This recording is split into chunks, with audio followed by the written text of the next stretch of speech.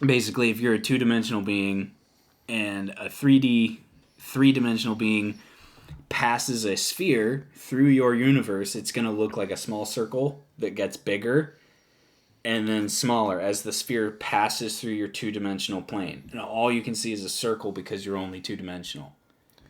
Because you live on the piece of paper. Now, if you're three-dimensional and there's a four-dimensional creature that passes through our plane of existence, all we're going to see is the circle get bigger and smaller.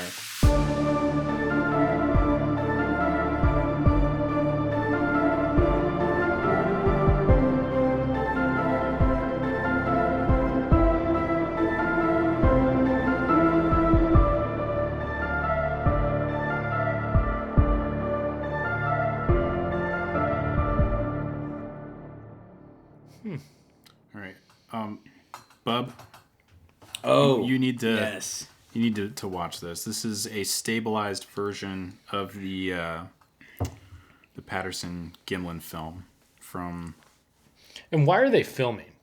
Okay, so they were looking for Sasquatch.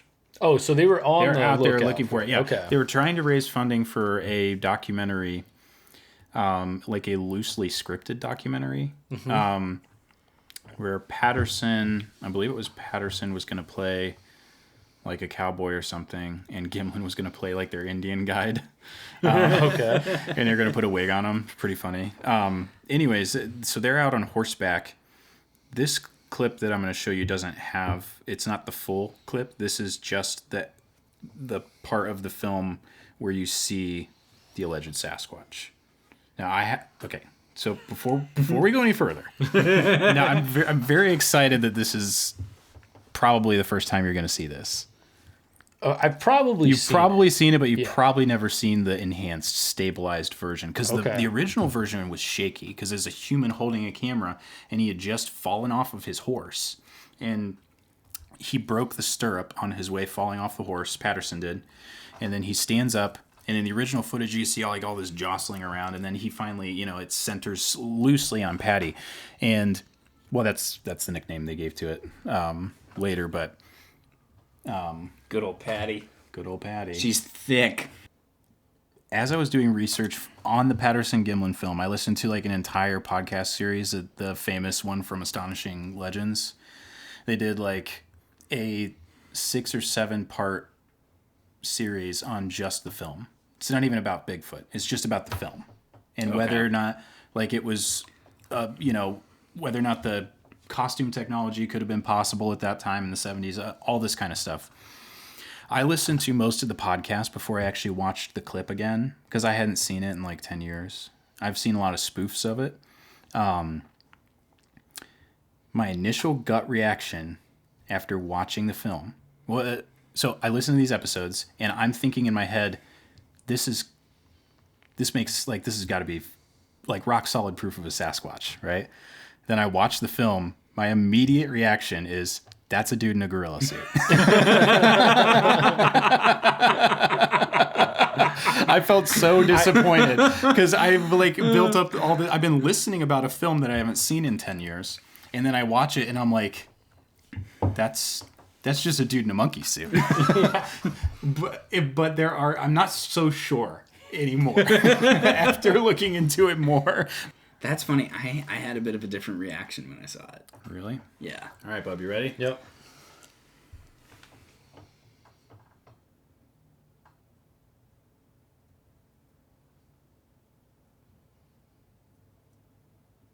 Now they're doing reverse.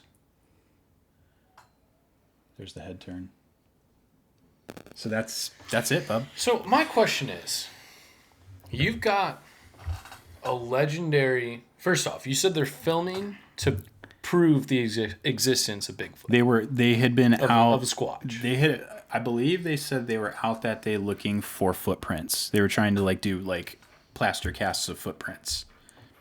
So my thought is, let's say it's not somebody in a gorilla suit. Okay. If it's me and my buddy, one of us are running after this thing. I don't care if it's killing us or not. That happened. Oh, they ran after.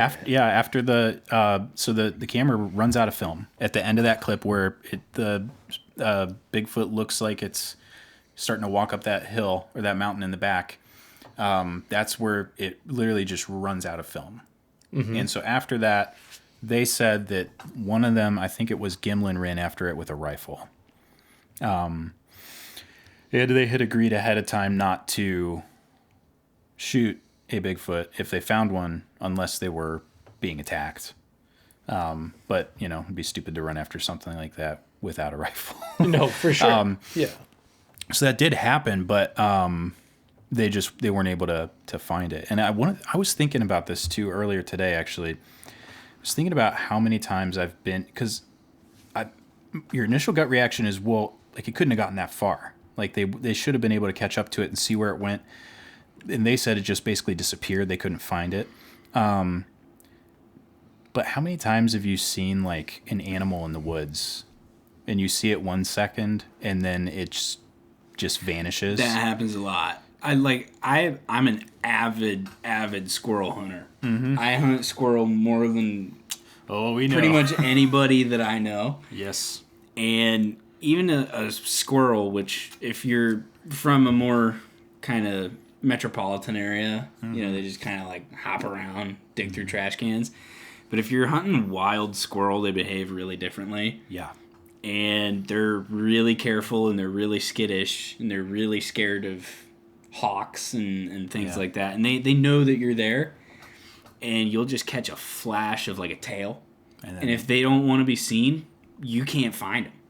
Unless you're sitting still for a really good long time, or if you have hunting dogs or something that can kind of push them out of their holes and stuff like that. And you'll just see a little flash of it. You'll be trying to follow it with your eyes as best you can through the trees. And sometimes it's just gone. Just absolutely disappeared, almost like it dematerialized in front of you. And you're like, what?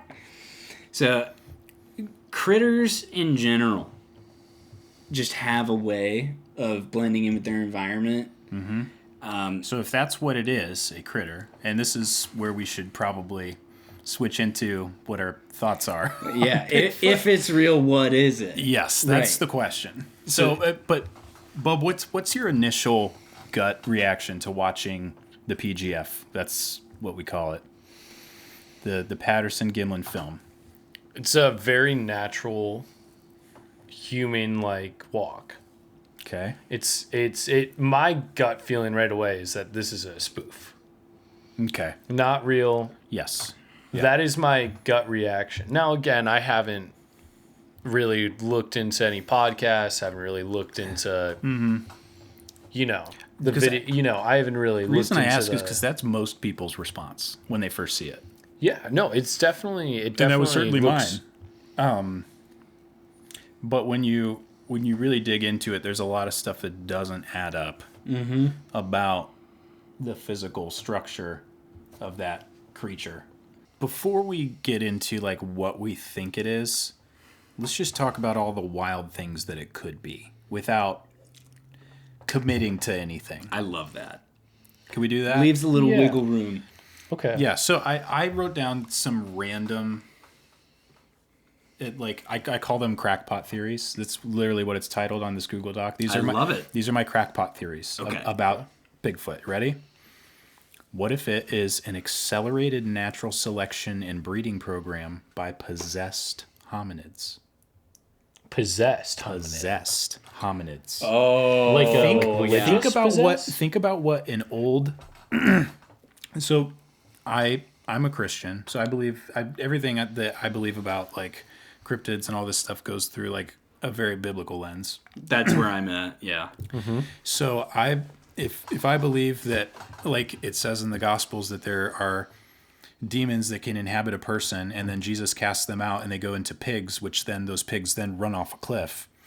This actually happens in the New Testament, by the way. It's insane. If demons can possess pigs, then demons surely could possess other things. What if demons possess, and now again, this is a crackpot theory that I came up with today.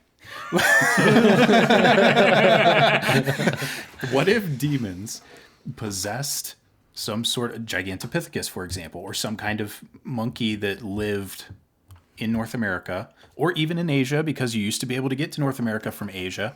The Bering Land Bridge. Yes. And so what if these possessed beings were just selectively bred over like a couple thousand years? There's plenty of time. I mean, look at how far dog breeds have come in a short amount of time. Mm-hmm. There are even new dog breeds emerging from there's different kinds of German Shepherds now. There's Belgian Malinois, there's Dutch Shepherds, there's all Austrian... created by humans, though. Yes, but imagine what could be done if an entity was inside of the animal, choosing which animals mate with which to eventually, over a course of a couple thousand years, arrive at Patty. Here's where it gets really weird, folks. So that's where, that's my top crackpot theory. Here's the thing: there's merit, because if you believe the Bible word for word, it wouldn't be the first time that happened.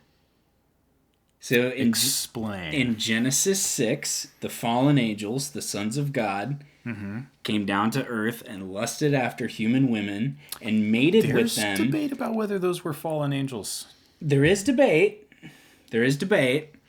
But the sons of God lusted after human women, mated with them, and those women gave birth to the men of renown, the mighty men who were giants, and word for word in Genesis 6, and there were giants in the earth in those days and also after. Direct quote. In regards to the sons of God mating with human women. So you feel like a spiritual being mating with a human and creating a hybrid has happened before if you believe the Bible. We're opening so many doors right now. It's hard for me to calm down. Okay, and those offspring were called the Nephilim. Right. Mm-hmm. Famously the Nephilim from Genesis 6 or whatever. Right. Do you think this theory you're throwing out here is that's somehow tied to the Sasquatch thing? If I was going to go that route, I think the most likely scenario would be that the Sasquatches, the big feets, the Bigfoots, who are giant hominids, we know that the offspring of the sons of God, whether they be fallen angels or cherubim or something else, we know that they breed giants. Sasquatch is big. Yeah. Well, he's a big boy. He's tall. Glad you're he's touching on this. And so I think that because they're giant, that it's kind of like a point there for Nephilim-esque stuff. They are really hairy and very ape-like. However, that's a little different than demons possessing somebody. Timbo, you have landed comfortably in my second crackpot theory. Okay. Crackpot theory number 2. It's a race of giants with hypertrichosis or werewolf syndrome. Have you guys seen photos of that? Yes. Oh, werewolf syndrome is insane. People with I think it mostly happens to people from the continent of India for whatever reason. Mm-hmm. But it's just hair from head to toe. Right. Well, and there's more stuff to talk about there. Okay, so that was a little crackpot theory I had to. If we look at historically giant humans, which we know there have been tons of giants throughout time. Shout out Shaquille. What's up, my guy? He's huge. Yeah, but really big people with human genomes have a lot of health issues. There's a lot of genetic mutation that occurs there. True. And if one of those genetic mutations is a lot of hair, and over thousands and thousands of years, they kind of become more ape-like, when really there could be zero ape DNA in there. It could just be years of mutation and adaptation to living in the forest without access to clothing, community, fresh water, that they're getting more animalistic over those thousands of years of breeding amongst each other, and they require hair to make it through the cold winters, and they require hair for camouflage because that's what keeps them alive, because if anything sees them, they're going to try to kill them. So it could be a combination of natural adaptation of a really weird semi-spiritual hybrid that has a lot of human DNA in it. And now we're really stirring the chili pot with the mystery meat in it. Bob, I feel like you hit Do you have any crackpot theories that have sprouted in your brain as we're talking about all this? I'm a big believer in the Nephilim theory. I would like to think that somehow Bigfoot relates to a hybrid of the Nephilim, which doesn't make much sense at all. But this is my crackpot theory. It's not a reach. It's my crackpot theory. Bigfoot's a big guy. He is a big guy. He's a big guy. And also very intelligent. Mm-hmm. Been around for a while. Yeah. I would like to think that Bigfoot is smarter than everybody in this room. Combined. Well, there's credence to that, especially if you account for all of the weird kind of supernatural stuff that comes along with a lot of these sightings and encounters. A lot of these stories have just weird, unexplainable supernatural stuff. If you see a gorilla in the Congo, you saw a gorilla in the Congo. Mm-hmm. You didn't also see weird lights in the sky. You didn't also see it dematerialize in front of you. You know, there's a lot of supernatural stuff that comes along with the Bigfoot thing.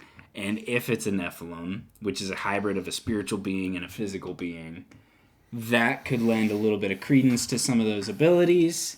And or maybe those abilities are a little more organic than we think. But we're humans, so we can't necessarily see a lot of the stuff that they're doing. And now we get into like the dimensional being talk, right?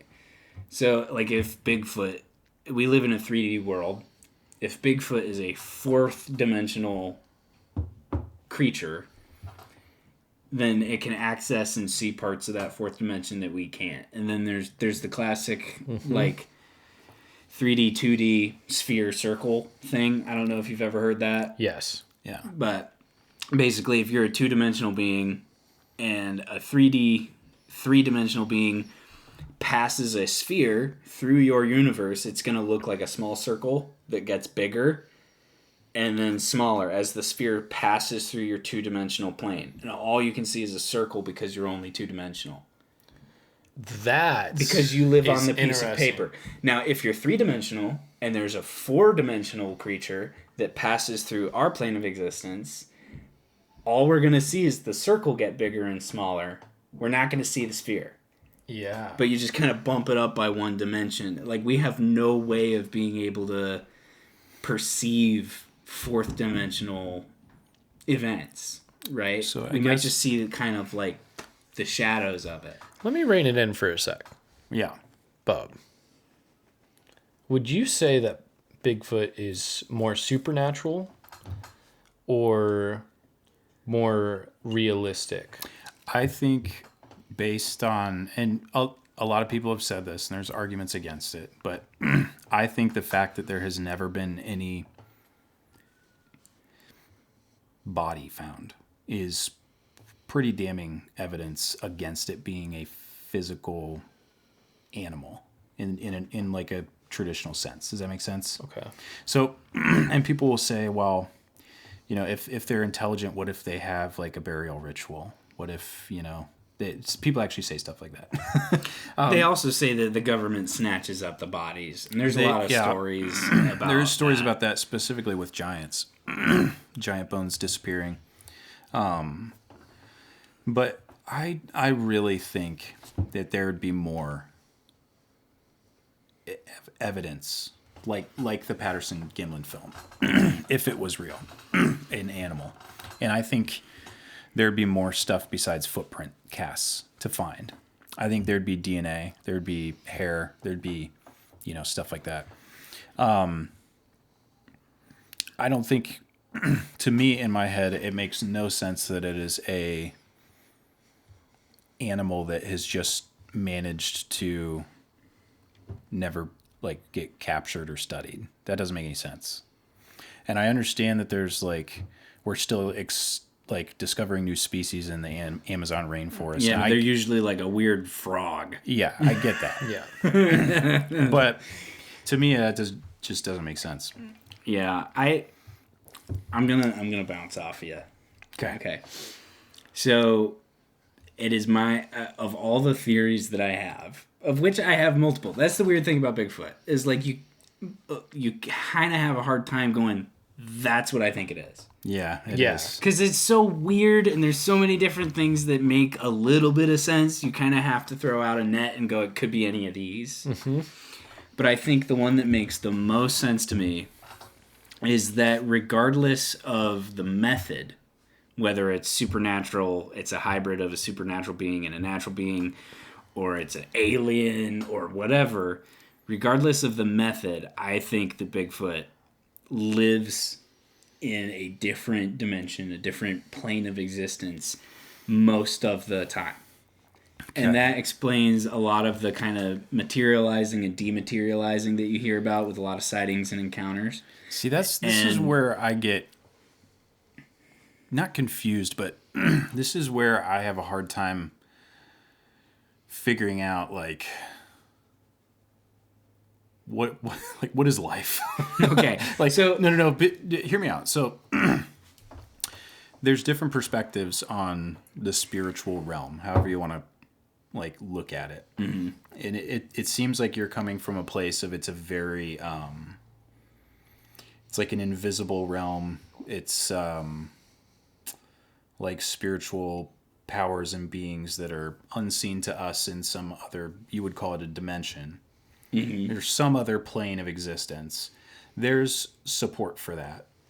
That's kind of not where I'm at, though. What I was going to say, though, is there's also on the other end of that, you've got the more physical interpretation, where some people will even go so far as to say that angels, good or bad, need crafts to get them I've heard that. Yeah, and then you talk about like the fiery chariot that Ezekiel saw, and then there's like an angel trying to get to not Peter.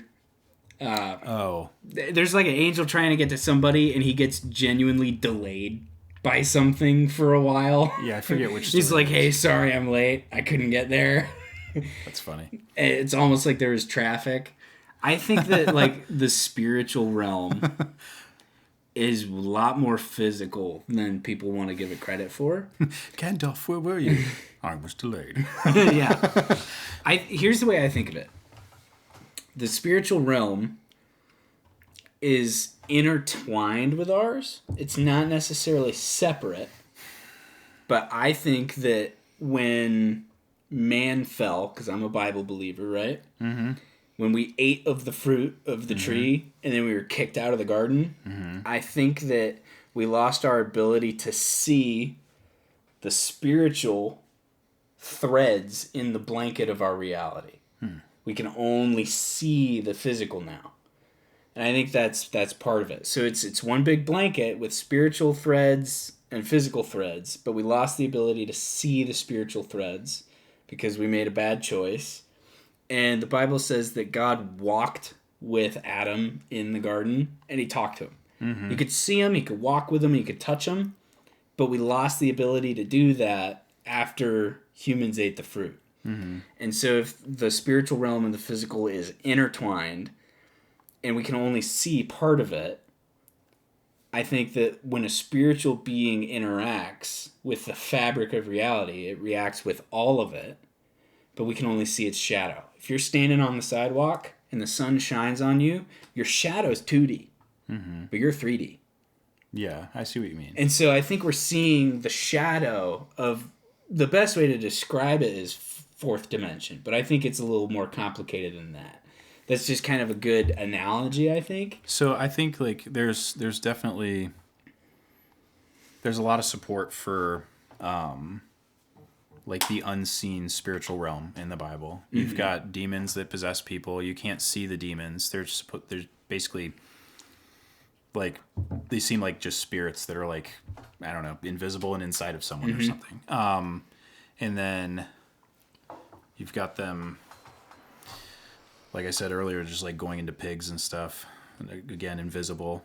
Then you've got spirit in the Old Testament. There's a couple times, I think where spirits are like raised from the dead. Like I know King Saul, when he was looking for David, he goes to this witch in Sorek, and she raises Samuel, I think it was. Mm-hmm. Well, she doesn't raise him, but she summons Samuel from heaven or whatever, and Samuel talks with King Saul. And this is in the Bible. So this is, I believe in the inerrancy of Scripture. It's in there. It happened. If it's in there, it's real. I don't believe it was like some poetic. There's no poetic message that we're supposed to take from that other than just that's what happened. Right. So there's this witch that was able to connect with heaven and summon Samuel back down. That's interesting to me. It doesn't say whether or not he was visible to everyone. Did he appear just as a vision in Saul's mind? We don't really know. The point I'm trying to make is that, to your point, Timbo, there's a lot of like biblical evidence of a invisible, unseen, seemingly non-physical realm. Mm-hmm. However, there are also a lot of spiritual beings that take physical form. Right. That's where I get hung up, because I think that you're getting hung up on the answer. Because those spiritual beings take physical form. I think they live in that fabric where we can't see them, and then they have to choose to take a form where we can in order to interact with us. And I think that that's one of those abilities that they have. And if you're talking about a weird, tainted hybrid thing like Bigfoot that doesn't necessarily sound like it comes from the good side, it may have to take physical form to get some food. Yes. Because it's half physical, half spiritual. It may have to take physical form to reproduce. That kind of thing. So I think that if it has to choose to do it for certain tasks, that's a good answer for a lot of the holes in that theory. But again, this is where I get hung up. Because I feel like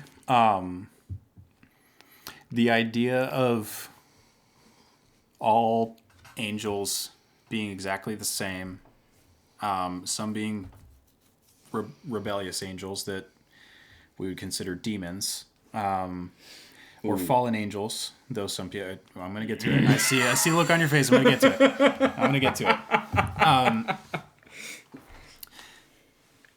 That's one way to look at it, is that there's all the angels are the same. There's God and the angels in us, and that's it. And the angels materialize into different people whenever God wants them to, or when they need to, or whatever. There's a different perspective, which is I would say there's no, like, the Bible doesn't say one way or the other, but there's a different perspective that is somewhere along the lines of God made different types of people. People look different. They have different, skills and abilities. And what if the angels are very different from each other? What if there are different types of angels? Are some of them physical? And also, what the heck are the sons of God that the Bible talks about that are able to physically mate with human women? You cannot do that without a body. Right. So we're talking about, that's why it doesn't make sense. It never made sense to me that it was fallen angels mating with women. So Bigfoot is mating. I'm not talking about Bigfoot yet. The Bigfoot podcast is no longer a Bigfoot podcast. We've gone full circle. We've just gone off the deep end now. I promise this will get back to Bigfoot. But we have to sort out what we're talking about. But here's the thing: is the Bible lists different types of angels. I understand that, but here's a before you get lost over there, because I see you're getting lost. Okay. I see the eyes glazing over. I came here to talk about Sasquatch. Yes. You guys have been talking about Genesis 6 for a half hour. But, it's so hard not to. Oh my God. The reason I'm bringing this up is because if you're going to say that Bigfoot is a spiritual being, what are we talking about? That's why I'm bringing this Yes. up. Okay. Okay. If Bigfoot is a spiritual being, i.e., he is not a permanently physical one, and I think permanently is the key word there. Yes. Right. If we're saying that Bigfoot is not a permanently physical being, is he a fallen angel that materializes into Bigfoot form, which is possible. That's a good theory. Is he a spiritual being that has a permanent physical form? In other words, there is a race of angelic or spiritual celestial being that God created that just looks like that. That's a perspective that I've heard. That's not my perspective.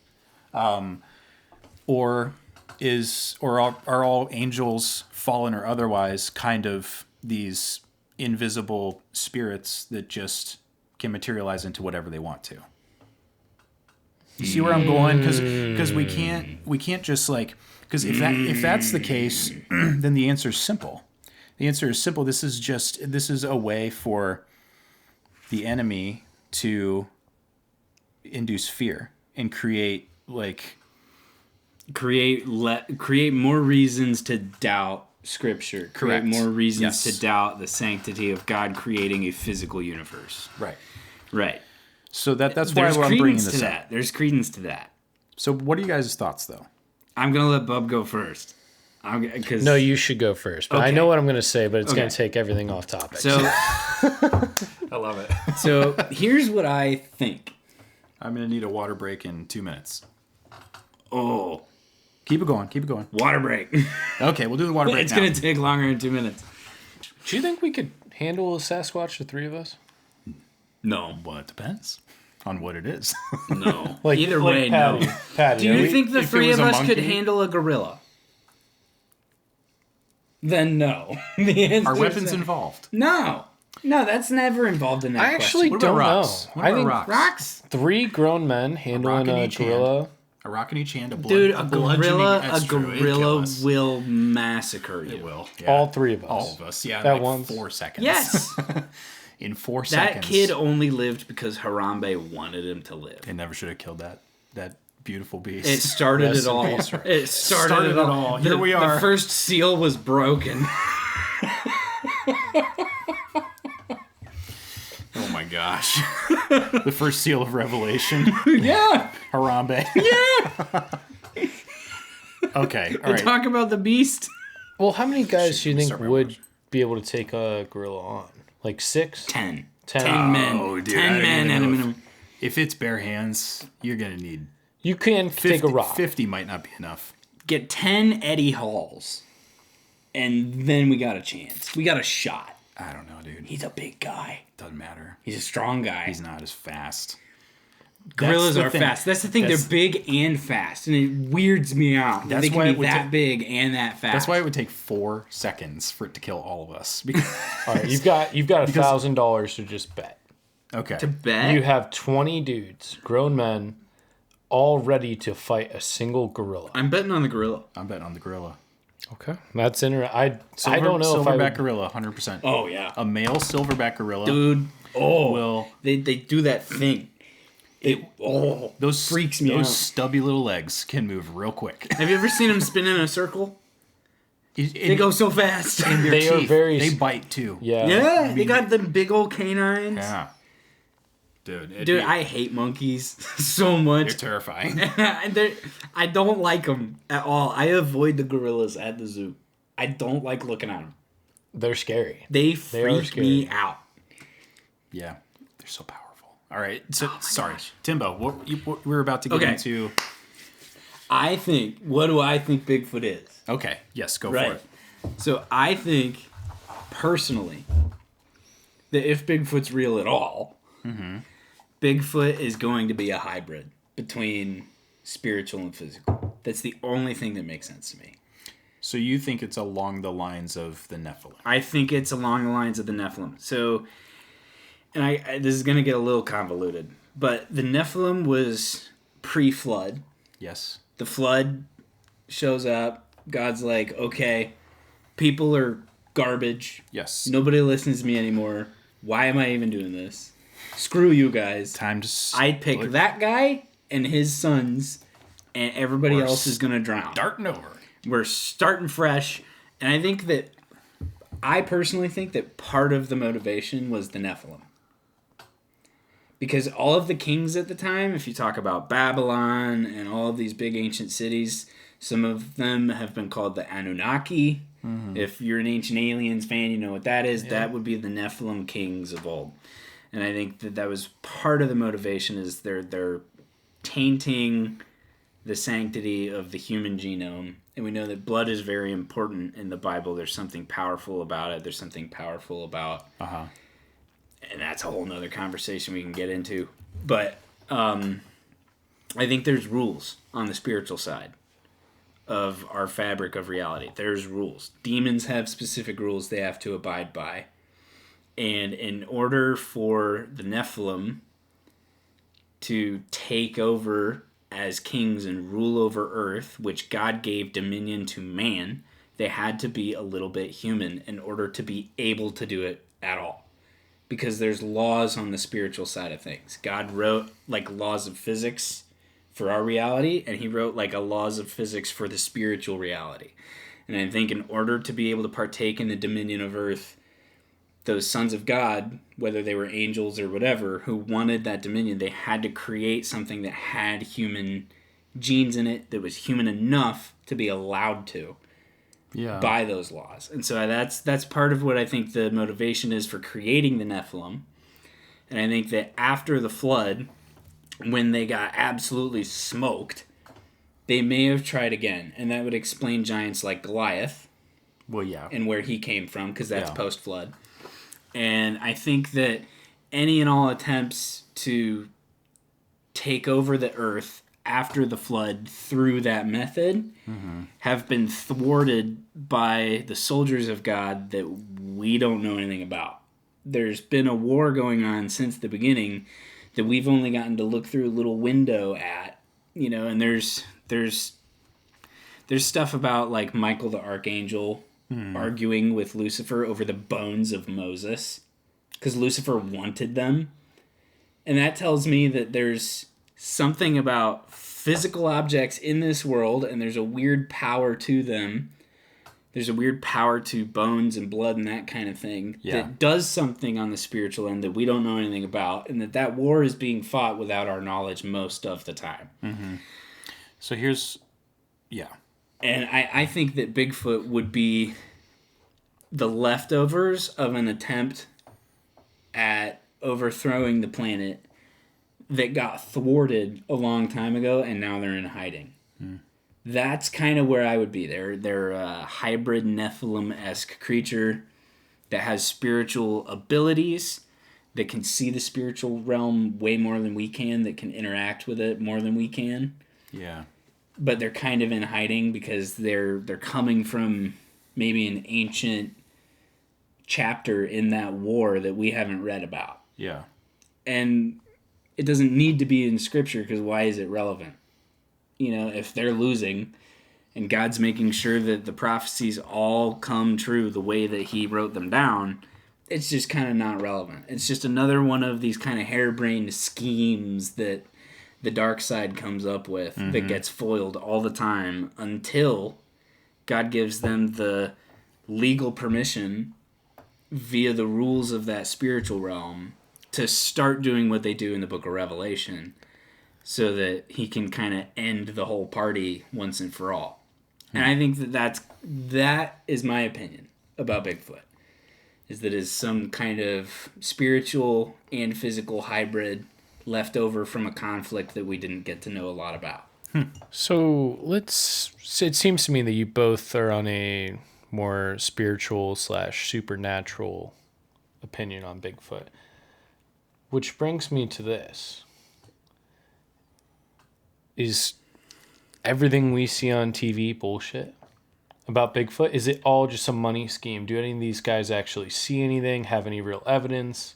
Well, finding Bigfoot, is that BS? Is, what are we thinking there? I think the shows, like specifically on Discovery Channel, I think all of those, most of them at least, are like, they're BS. Mm-hmm.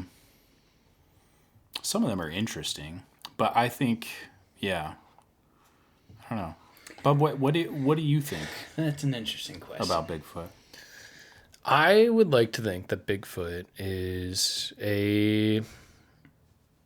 just a creature of this earth. I think that he has been around for a long time.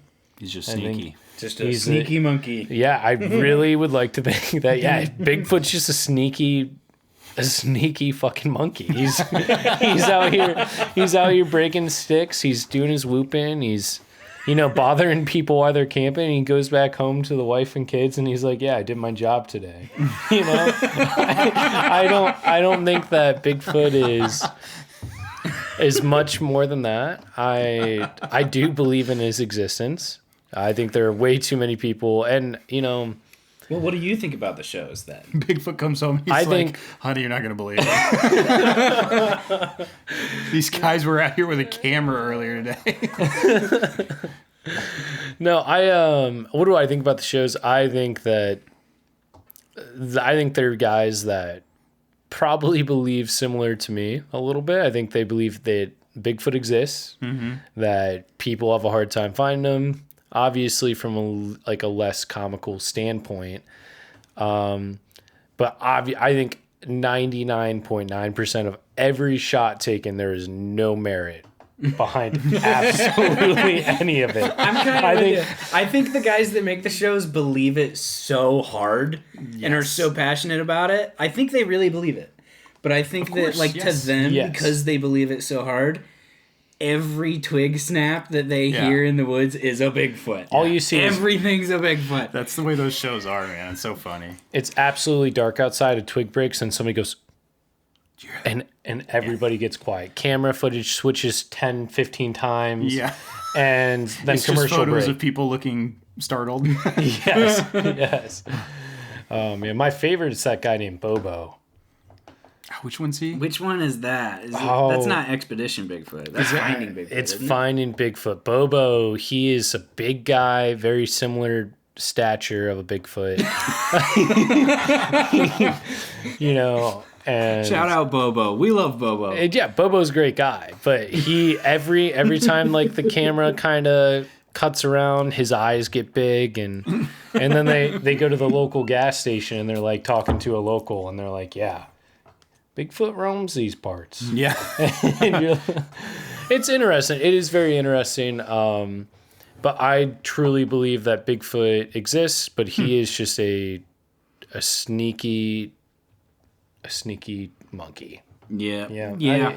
I mean, and I'm not taking away from the idea of, that he could be more spiritual, more, Dude, we're here for the theories, man. It doesn't matter.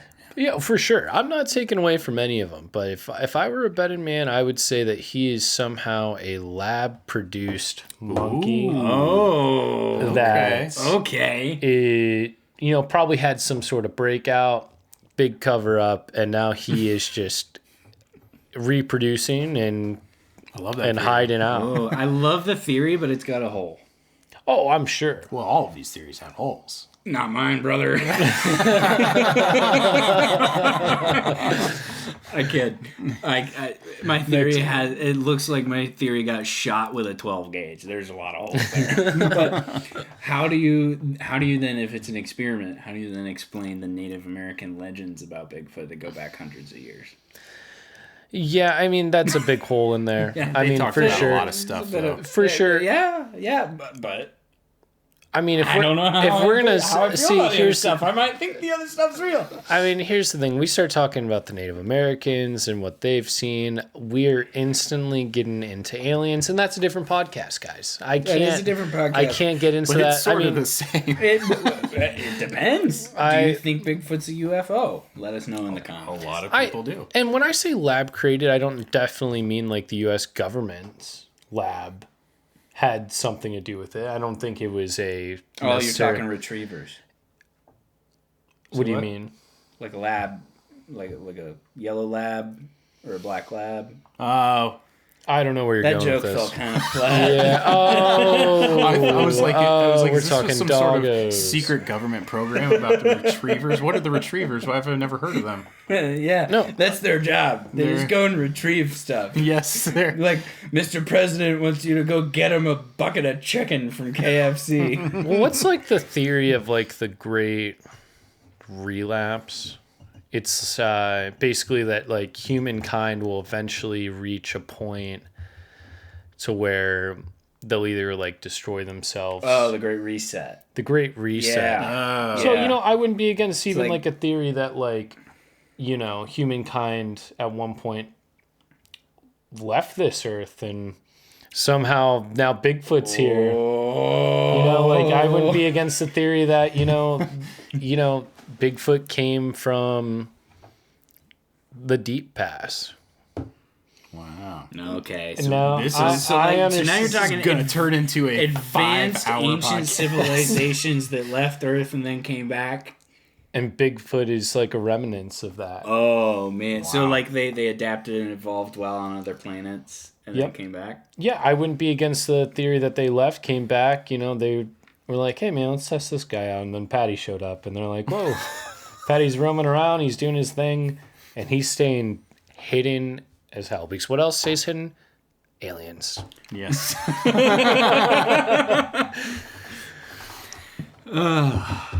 Well, I kind of don't know where to go from there, to be completely honest. I mean, at the end of the day, I think these are all crackpot theories. I think some of them have very good intelligence behind them, especially from a biblical standpoint. But do we have any way to prove it? No. We need a Bigfoot. Yeah. We need what we need. But to you're do never gonna is find one. We need like a national tour, like they used to do with like the circuses would put like the weird bearded lady in a cage and just drive around, like in the 20s, like, yeah, step up, children, come and look at the bearded lady.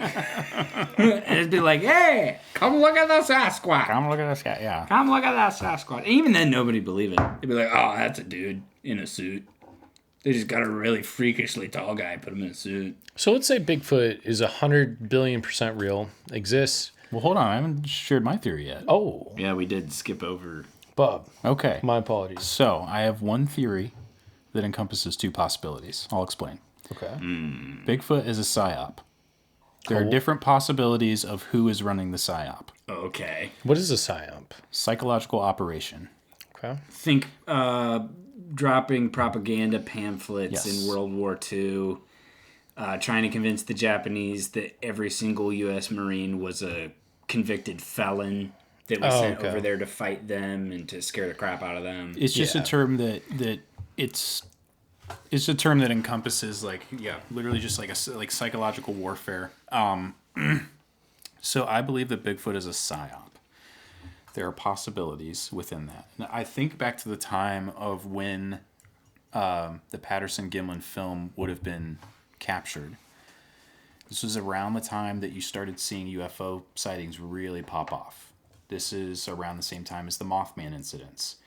Same year, actually. Same year, yeah. All of this, all of these things start happening around the same time. To me, that's something that shouldn't be overlooked. So I think personally that Bigfoot is merely one of the ways in which this psyop around that time in the 60s, 70s was being played out. Okay. Now, to me, the top two contenders for who's running the PSYOP is a human organization, option number one, or option number two, a spiritual organization. I like that one. So, I like that one a lot. option number one, you have the U.S. government, and you've got things like the shadiness with the Roswell incident and Bob Lazar and all that stuff that could indicate that the government was involved in the UFO stuff. And if all of this stuff is connected, UFOs, Bigfoot, Mothman, and blah blah blah, if all that stuff is all part of the same play, then it would make sense that if the government's involved in one thing, and this is all part of the same thing, then they're involved in the other parts too. Okay. So I'm tracking. So my question would be, is there a military base nearby where this was filmed? The Patterson-Gimlin film. Could this have been a military exercise that was not supposed to be seen? That may have a lot of credence to it, because there's a military base that Mothman was first sighted at. Like, he was first sighted There's a at a military There's a base. lot of crossover with cryptids and military stuff, especially around this time. So I think that's a very like I could see Patty being some Air Force private who was forced to or Private Johnson. Listen, they're not today privates. you're wearing this thing. I think they're called airmen. So this is probably some airman in a suit.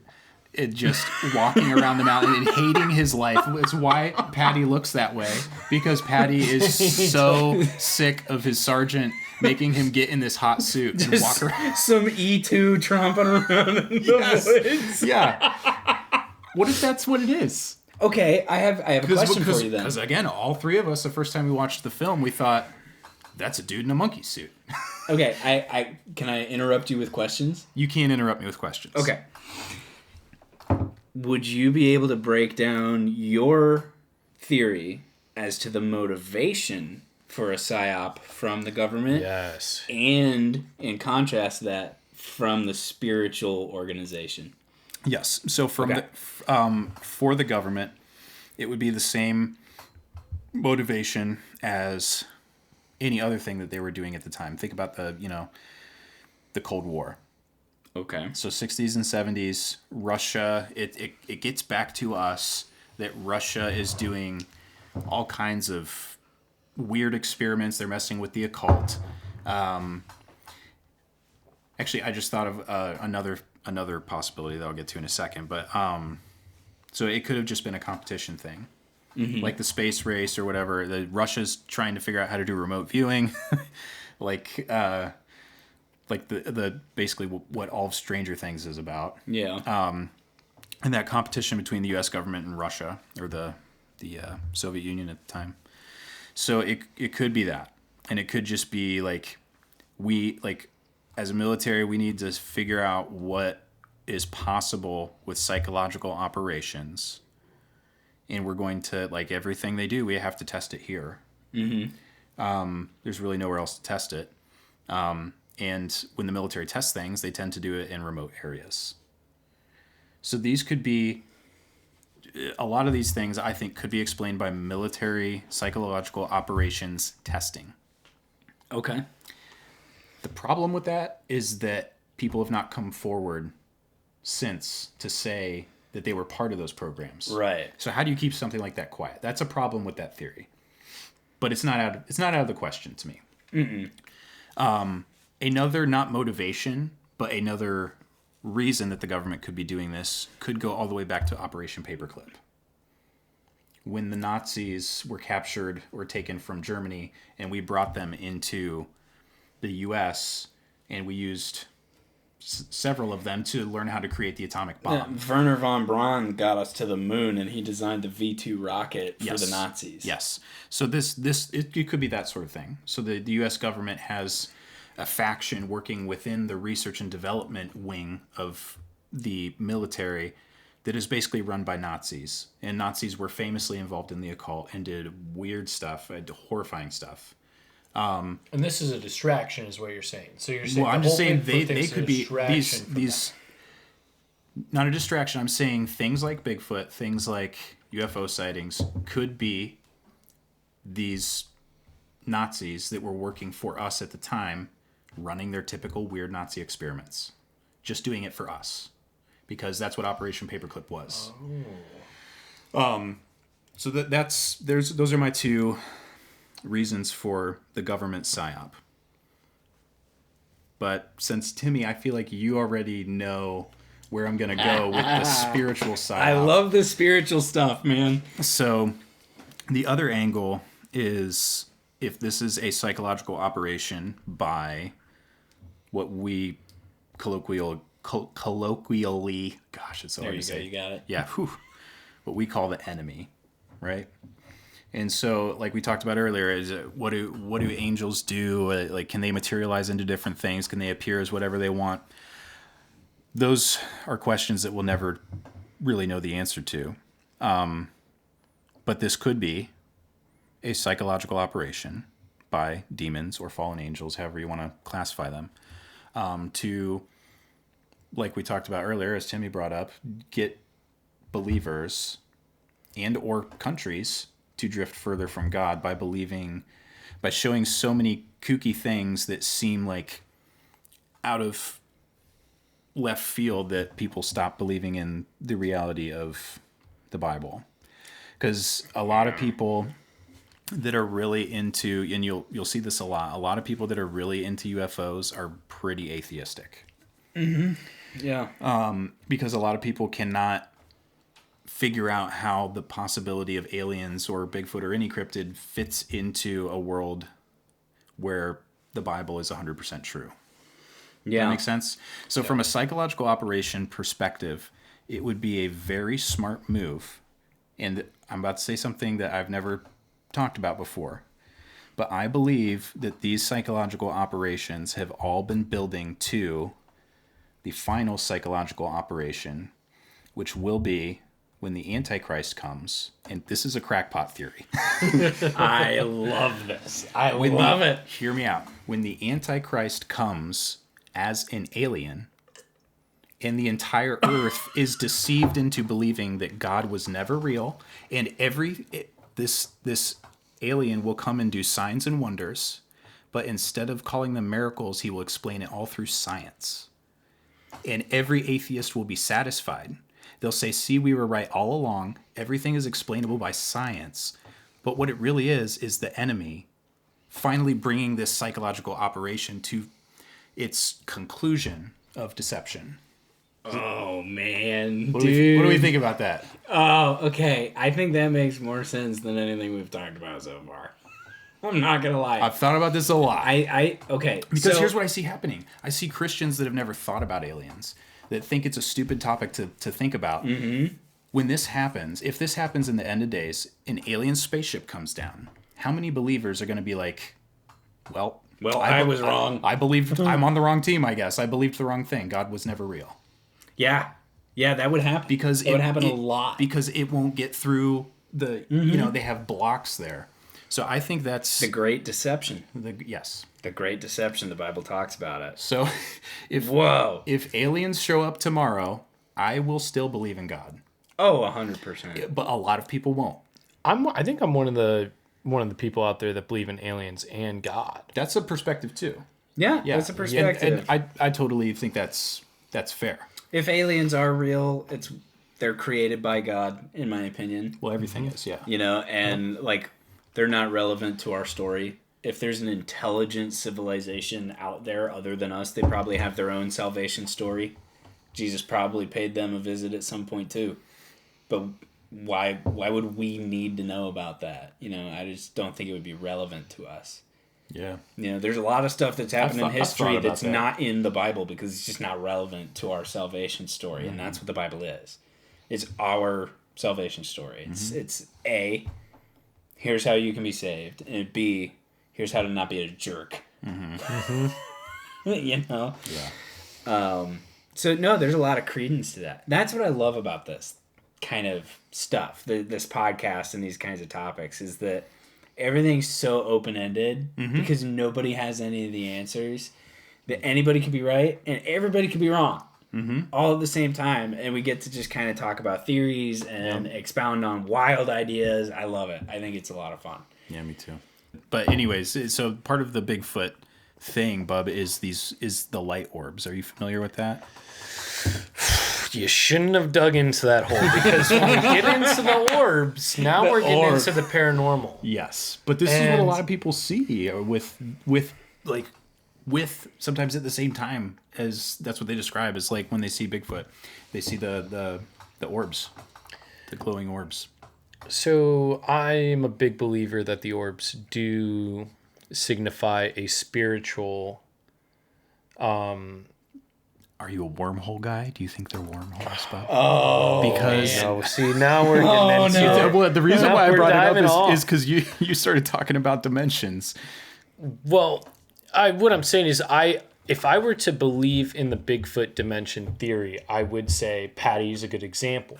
Guys chase after a Bigfoot, She disappears. Anybody that's ever seen Bigfoot chases after, disappears.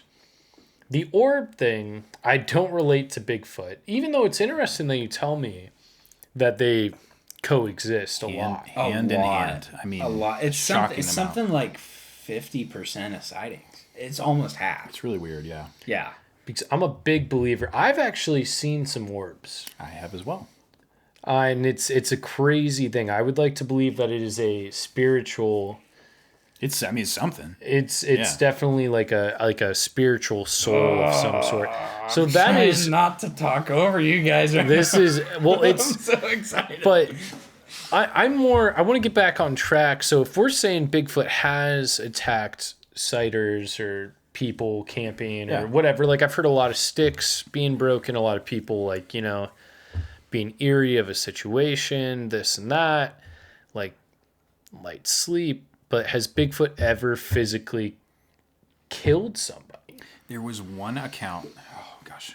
I'll look it up while Timmy says stuff because I just want to talk about orbs, this. man. We should do an orbs episode. I think that's should a big 100% do an paranormal. orbs That's a whole I nother. love the orbs. The orbs get me going. I've seen orbs. You've seen orbs. He's seen orbs. Lots of people have seen orbs. A lot of people. It's a very And popular thing. Again, I think the orbs are the 2D shadow. Sorry, that was probably bad on the mic. Oh, you're good. I think the orbs are a 2-dimensional shadow of a 3-dimensional. Like, Yes. Yes, I yeah, can yeah. agree. I can agree with I think that. that's what the orbs are.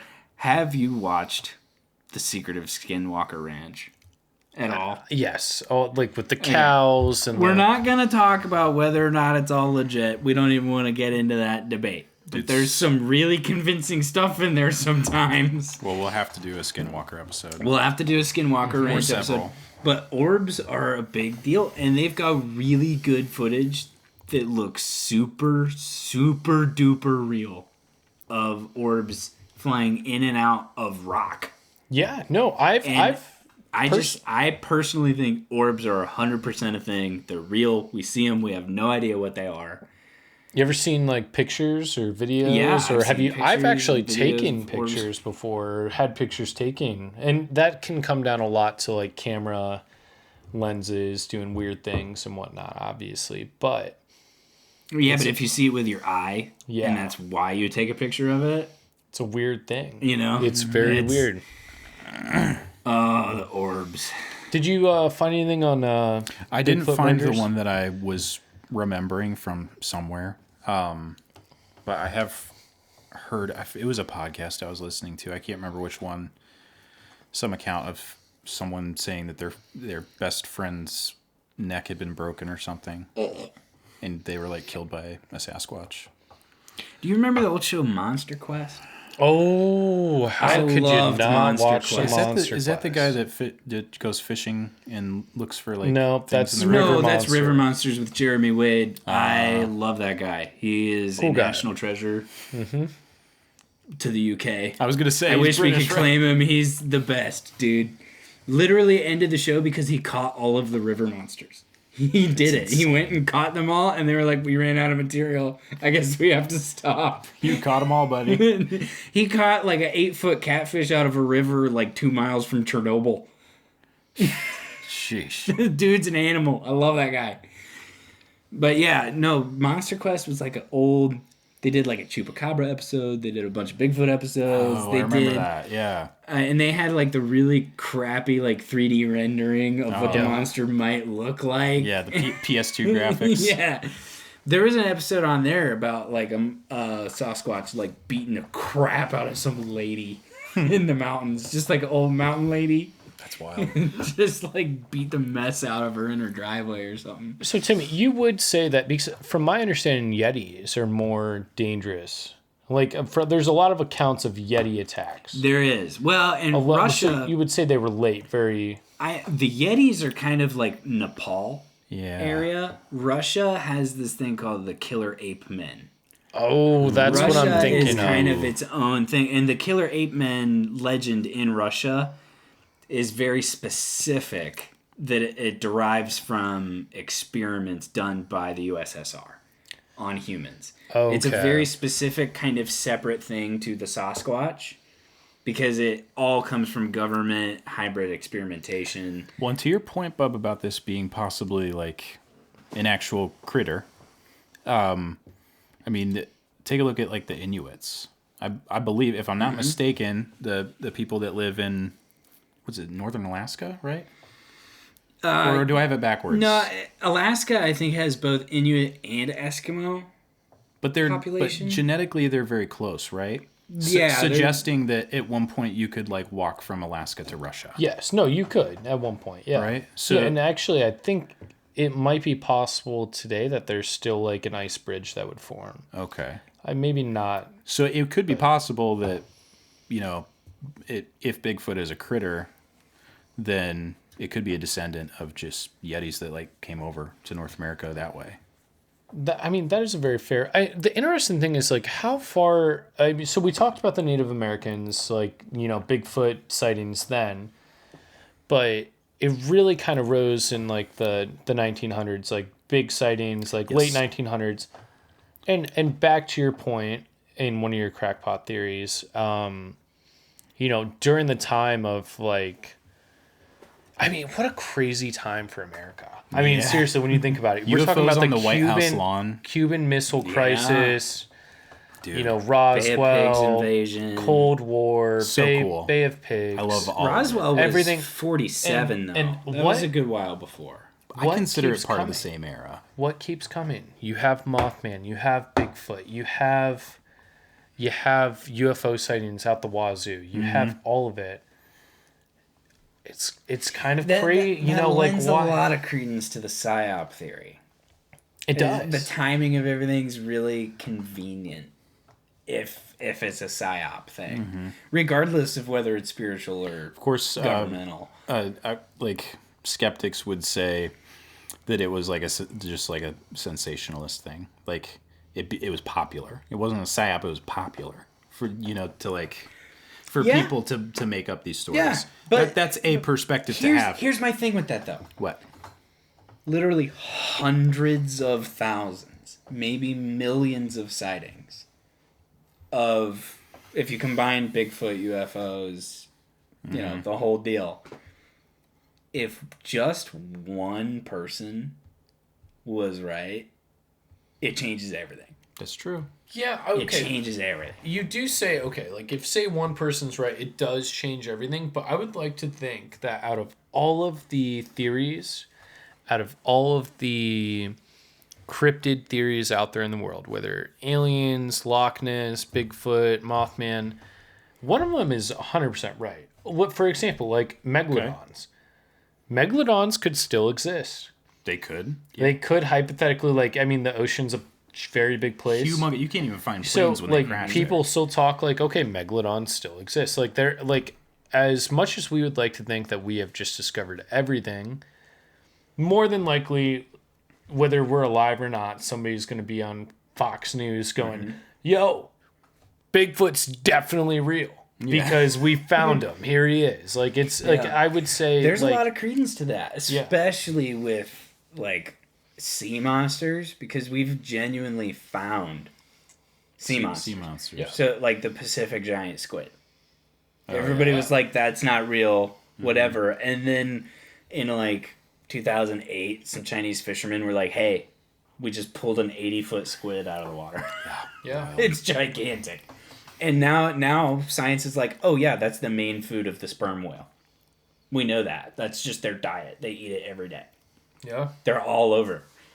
And, you know, there's like the oarfish, which people thought wasn't real. And it's like this 30-foot long fish that swims vertically, and it's really shiny, and it's got weird antennas and stuff. And it just, it's real. You just rarely see them. And one of them washed up on the beach in the UK in, like, I don't know, 10, 15 years ago. And they were like, "Oh yeah, there's one right there." And then they got footage of it, like live footage. Yeah.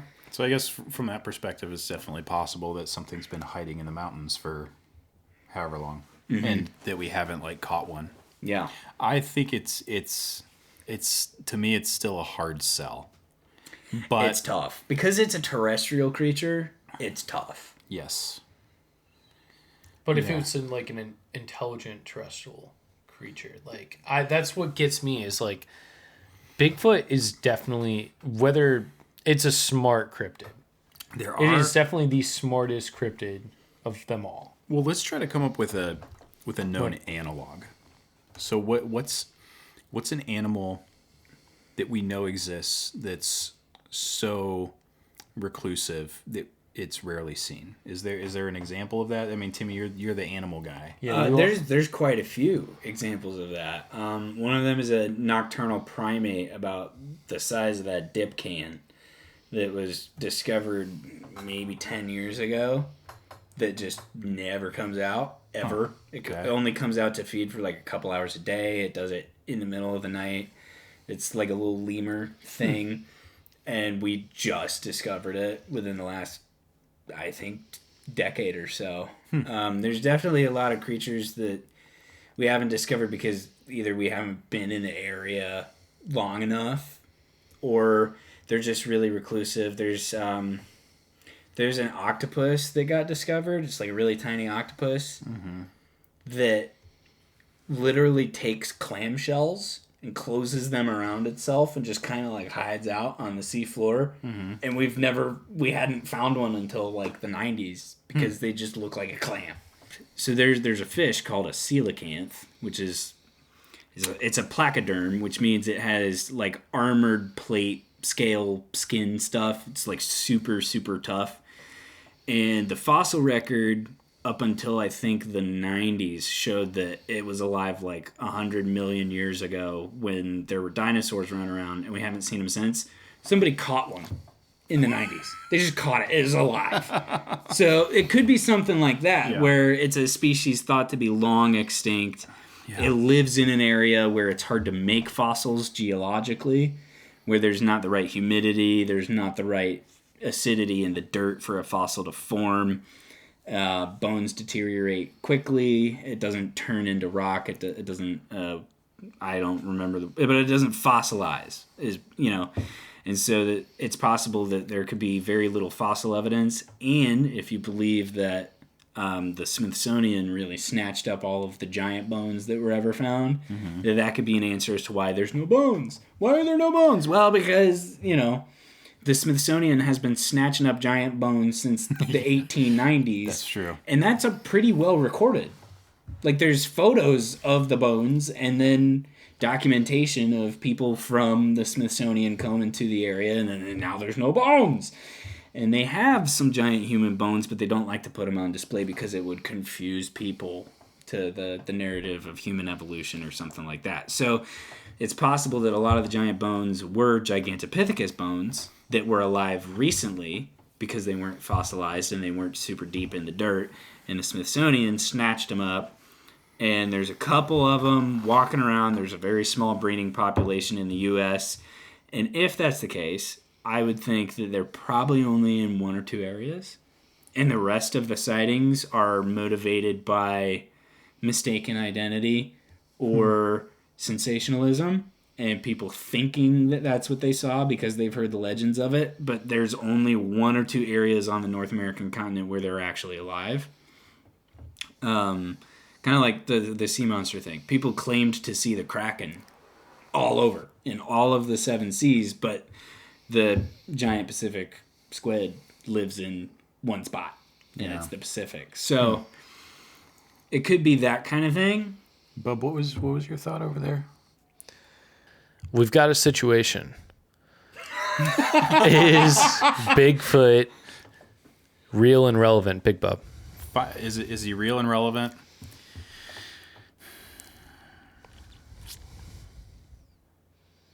Yes. Okay. I'm going to say maybe and probably not, but we're talking about it anyway. Okay. I think, I mean, like I said, my perspective is that it's like a spiritual, psychological operation, but I think that that doesn't make it not real. I think it's fun. I think it's cool. Is it real? I'm gonna go possible, as in with a PR. Possible. As in probably and possible at the same time. It's possible. It's possible. It is possible. Cool. With that, ladies and gentlemen, This has been the first episode of We've Got a Situation. make sure you put how much this sucked in the comments.